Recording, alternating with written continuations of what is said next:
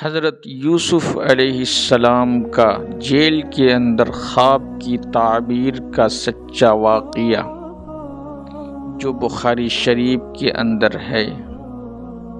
واقعہ یوں ہے کہ یہ باب ہے قیدیوں، مفسدوں اور مشرکوں کے خواب دیکھنے کا بیان میں، اس لیے کہ اللہ تعالی نے فرمایا کہ حضرت یوسف علیہ السلام کے ساتھ دو غلام بھی جیل خانہ میں داخل ہوئے۔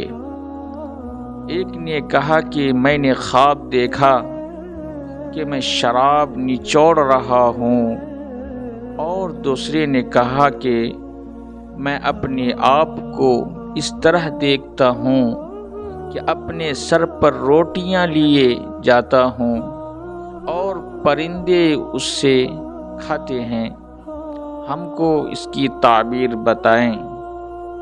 حضرت یوسف علیہ السلام ہم کو نیک معلوم ہوتے ہیں، یعنی انہوں نے کہا آپ ہم کو نیک معلوم ہوتے ہیں۔ یوسف نے فرمایا کہ جو کھانا تمہارے پاس آتا ہے، جسے تم کھاتے ہو، میں اس کے آنے سے پہلے تم کو اس کی حقیقت بتا دوں گا، اور یہ بتا دینا اس علم کی بدولت ہے جو میرے رب نے دیا ہے۔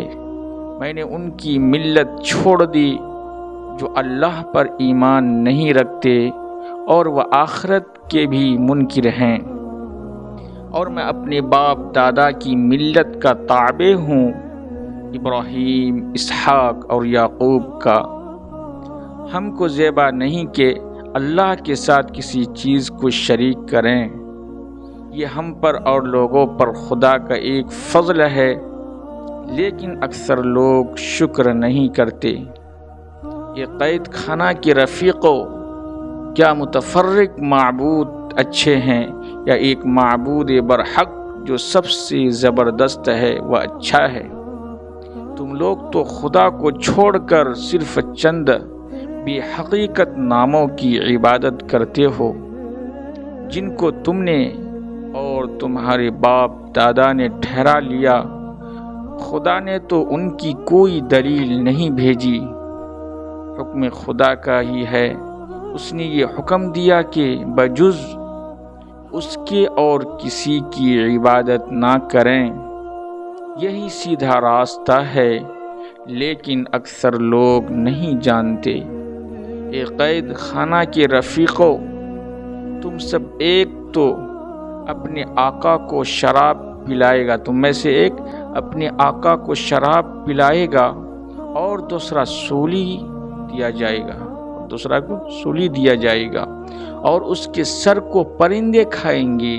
جس کے بارے میں تم پوچھتے تھے وہ اسی طرح مقدر ہو چکا، اور جس شخص پر رہائی کا گمان تھا اس سے حضرت یوسف علیہ السلام نے فرمایا کہ اپنے آقا سے میرا تذکرہ کرنا، پھر اس کو اپنے آقا سے تذکرہ کرنا شیطان نے بھلا دیا، تو قید خانہ میں اور بھی چند سال رہنا ہوا۔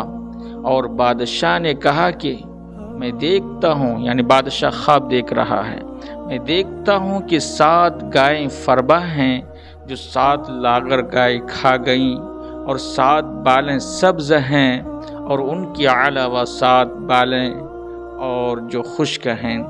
اے دربار والو، اگر تم تعبیر دے سکتے ہو تو میرے اس خواب کے بارے میں مجھے بتلاؤ۔ وہ کہنے لگے یوں ہی پریشان کن خیالات ہیں، اور ہم لوگ خوابوں کی تعبیر کا علم بھی نہیں رکھتے۔ ان 2 قیدیوں میں سے جو رہا ہو گیا تھا، اس نے کہا کہ اور مدت کے بعد اس کو خیال آیا میں اس کی تعبیر کی خبر لائی دیتا ہوں۔ انہیں یاد آیا حضرت یوسف علیہ السلام کا جو انہوں نے پہلے ان کو خواب کی تعبیر دی تھی۔ آپ لوگ مجھ کو ذرا جانے کی اجازت دیں۔